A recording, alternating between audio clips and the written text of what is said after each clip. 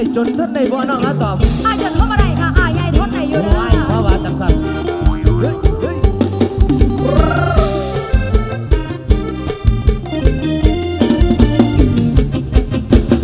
ขอถามเจ้าเรื่องเขาเปิดเผยความในอยากถามหัวใจว่าไอ้จนสิทนได้บ่คืออุปสรรคของความหาที่ต้องให้รอพี่กลัวเจ้าท้อเจ้าจะรอพี่ได้ไหมนะทุกอย่างบนเส้นทางคนจนวุ่นวายเธอทนได้ไหมถามหัวใจเธอเองไม่น้อยหากกินจากปากเธอที่รักคงเดียวรอพี่คงบ่ท้อหากเจ้ารอสิขอสู้เพื่อรักหากเกิดฟังมีพวกนำอยากกินทั้งชีวิตไอ้บนอิงสีสูงขึ้นดอกตำโลลายห้อยคงจนพอบนทางตัดแรงใจฉันก็คือเธอสิฟ้าฟันอังกินยุ่งหรือเหตุบินตอมพองสิไล่กันเป็นเจ้าเราใจสิคูณไม่คนท้อเจ้าบดพอพี่ก็บ่ยอมถอยมีเธอคอยเคียงฝันเหนื่อยก็พันไอเสียงคำเห็นว่าจนเจ้าทนได้บ่รับได้บ่นอคำพ้นเงาแฟนเจ้าต่อยต่ำขันเจ้าพร้อมไอ้สิยอมลำบากตรากต่ำเหนื่อยกายจะทำส่งประจำอยู่ที่หัวใจแฟนของไอ้อยากรู้เด้หัวใจเจ้าทนได้หรือบ่ขันเป็นเจ้าบ่ทอสิยอมสู่ทุกทางถามเจ้าบางทนได้บ่ความทุกข์สุขอยู่ในหัวใจเจ้ารับไอ้พี่ชายพร้อมโยกไว้เด้อสาวเสือไล่โยกไว้เด้อบ้านผมแดงโม่ไหม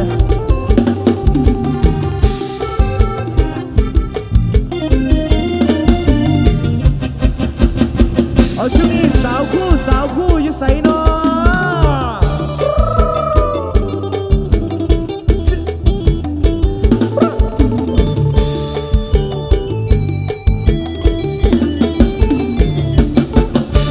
บ้านหลังโตอโนอาฉันนอนหน้าบ้านเรือนเหมือนหลังนู้เธอร่ำเรียนภาคเพียรได้เป็นครูช่างบนหูเศร้ามองสิทิ้งเราเธอไปเรียนฉันเป็นอามานาเศร้าทางเดินเรานับวันห่างต่างศักดิ์ศรีอนาคตของน้องต้องผู้ดีส่วนตัวพี่มองมนคนทำนาเหลือใจละเห็นน้องโจบผู้มาน้ำตาไอไหลยาวคิดเห็นเขาแต่กี่ห้องหัวกันโตไอ้นั้นเรียนอยู่ป.3ส่วนว่าผู้คนงามอยู่ป.2เด้อสองเขาเอาน้ำกันอ้อมคนแง่อยู่บนแต่รอเที่ยงนกอีเอียงเคียงคู่จูจีหักกันมาหลายปีพี่บ่มีวันเดือนลงเพื่อนชวนเดินเอมาข้างหลายเด้ผู้สวยแก่จังเลยหนุ่มชาวนาได้แต่มองเฉยใจคิดอยากอ้อมว่าใกล้ว่าจางชาวนาอย่างเราเฝ้าแอบคนลับคือเจ็บแสบไม่ได้แนบเคียงกายหัวใจคงได้แต่มันหมายเห็นคู่เดินไกล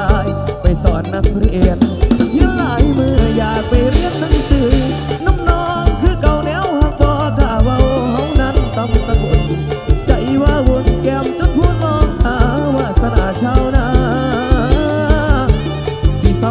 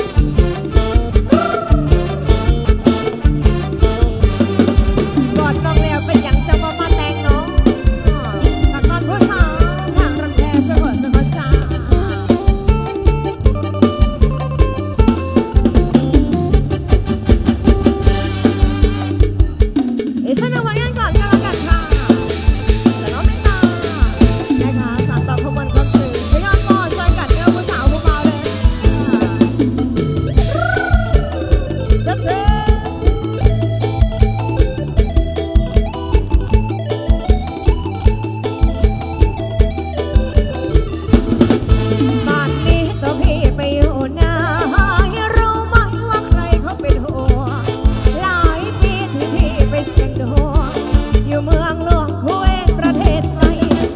รบอีแล้วพี่ไม่มีข่าวจะกลับบ้านเราเลยนะน่าสงสารคนรอนี่น้อเป็นห่วงใย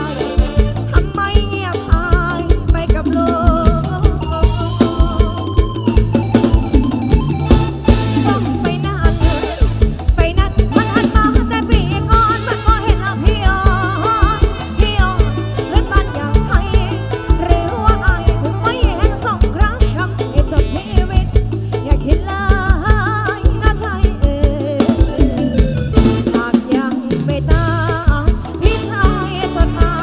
ยส่งมาหวังพี่ดักอาเท่าปลากินไม่ลงเลยตายค่ะไปอยู่คุเวตพี่เอ็ดอะไรพี่เอ็ดตายค่ะแม่กลับมาเลยลงเอ็ดกับใครเรียนขอบคุณทีมงานเจ้าภาพค่ะสั่งจองผลงานเพลงขึ้นมาที่ต่อต่างเป็นอย่างน้องจะมาแม่มันกับแหลกแท้คนแย่เป็นตาไปโต๊ะข้างอยู่ข้างได้หรือไอ้ไปเป็นเฉลยแห่งสงครามน้องเขาแล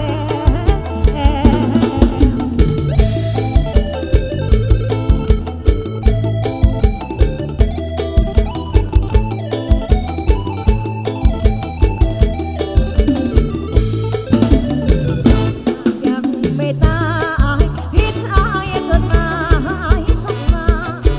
ห่วงพี่ดักยาเท่าปลากินไม่ลงเลยไปอยู่คุเวตมีเหตุอะไรพี่เอ๋ยไม่กลับมาเลยลงเอ่ยกับใครเรียก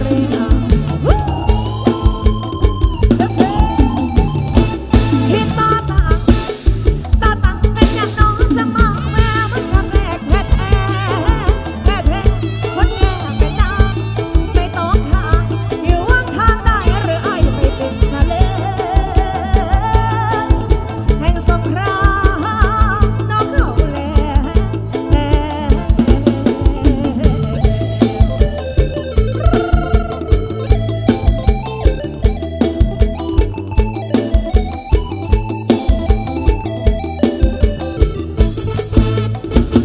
ช่วงนี้เอิ้นสั่งน้องกันแล้วกันครับ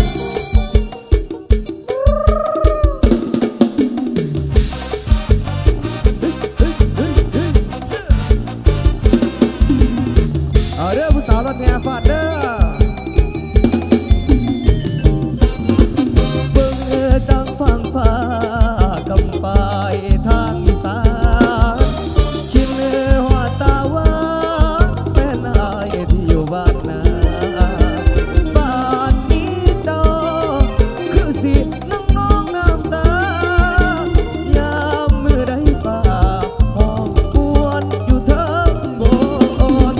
แนวฝนทำย้อยแดดอ้อยยามมื้อแลงนอนคำแพงคือสิคงและเศร้าใจเศร้าสนถ้าฝันลาถ้าอายอีกบ่โดนจะกลับมาหน้ามนอย่ามองบอน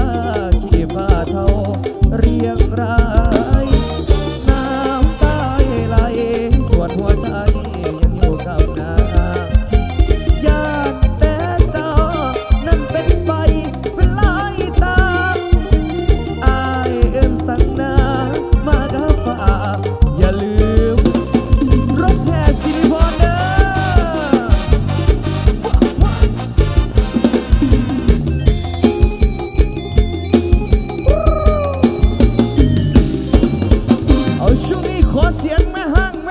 นะแล้วส่วนลูกติดอาจารย์นักดนตรีผมก็เอาครับเด้อ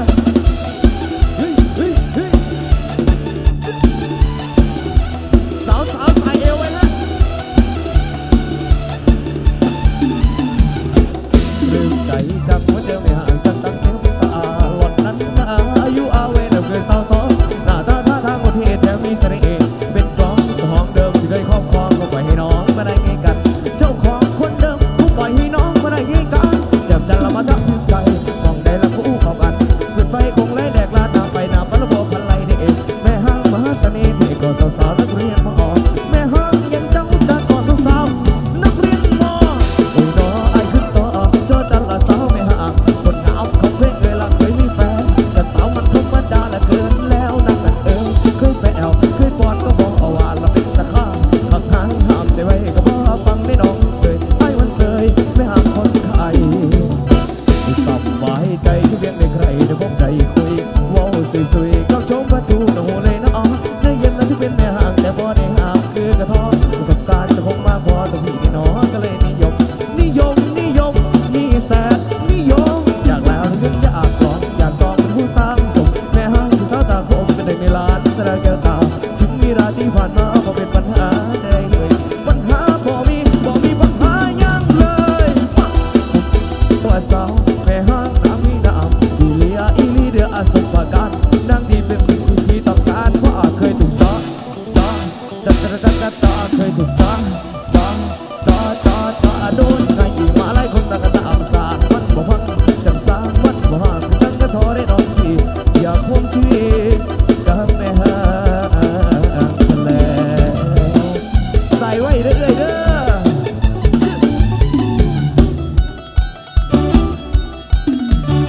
อยากแล้วยุ่งอยากลองอยากจองเป็นผู้สร้างสมแม่ห้างคือสาวตาคมเป็นหนึ่งในล้านแสดงแก้วตาถึงมีราที่ผ่านมาก็เป็นปัญหาได้เลยปัญหาบ่มีปัญหายังเลยบอกเลยโอ้ว่าสาวแม่ห้างดังมีน้ำอีลีเดอร์สมกับการนั่งที่เป็นสิ่งที่พี่ต้องการเพราะเคยถูกจับจ้องเคยถูกจ้องโดนไงมาไล่คนกันทั้งอ่ำสามันบ่พักจังสางมันบ่ห่างคือจังกะทอได้น้องพี่อยากพร้อมชีวิต